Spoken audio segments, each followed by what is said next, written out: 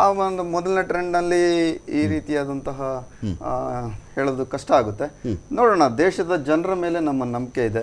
ಅವರು ಪಟ್ಟಿರೋಂಥ ಕಷ್ಟದ ಫಲ ಏನಿದೆ, ಕಷ್ಟಕ್ಕೋಸ್ಕರ ಮತ ಹಾಕಿದ್ದಾರೋ, ಭಾವನೆಗಳಿಗೋಸ್ಕರ ಮತ ಹಾಕಿದ್ದಾರೋ, ಇಲ್ಲ ಏನೇನು ಆಮಿಷಗಳಿಗೋಸ್ಕರ ಮತ ಹಾಕಿದ್ದಾರೋ, ಭಯದಿಂದ ಮತ ಹಾಕಿದ್ದಾರೋ ಏನು ಅನ್ನೋದು ಕೆಲವೇ ಗಂಟೆಗಳಲ್ಲಿ ನಮಗೂ ಇಶ್ಯೂ ಬೇಸ್ಡ್ ಸಮರನ ಇದು ಜಸ್ಟ್ ಅಥವಾ ಬಬಲ್ ವಾರ್ ಅಷ್ಟನ ಇಡೀ ಚುನಾವಣೆಯಲ್ಲಿ ಮೇಳೈಸಿದ್ದು ವಿಷಯಾಧಾರಿತವಾಗಿತ್ತ ಅಥವಾ ವಾಗ್ಬಾಣಗಳು ಯುದ್ಧನ ಇದು ಬರೀ ಮಾತಿನ ಸಮರ ಆಗಿತ್ತ ಅಂತ?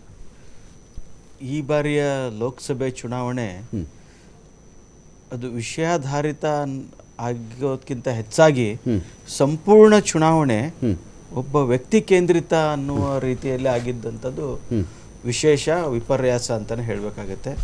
ಇದು ಒಂದು ರೀತಿ ನಾವು ಹೇಳ್ತಾ ಇದ್ದಿಲ್ಲ, ಅಶ್ವಮೇಧ ಯಾಗದಲ್ಲಿ ಕುದುರೆಯನ್ನು ಬಿಟ್ಟು ಇದನ್ನು ಯಾರು ಕಟ್ಟಿ ಹಾಕ್ತೀರಾ ಅಂತ ಅನ್ನೋ ಥರ ಇಂಡಿಯಾ ಮೈತ್ರಿಕೂಟ ಮೋದಿ ಅವರನ್ನ ಒಂದು ಅಶ್ವಮೇಧ ಯಾಗದ ಕುದುರೆ ರೀತಿಯಲ್ಲಿ ಈ ಚುನಾವಣೆಯಲ್ಲಿ ಬಿಟ್ಟಿದ್ದು, ಮೋದಿ ಅವರ ಕೇಂದ್ರಿತವಾದಂಥ ಚುನಾವಣೆ ಇದಾಗಿತ್ತು ಅನ್ನುವಂಥದ್ದು.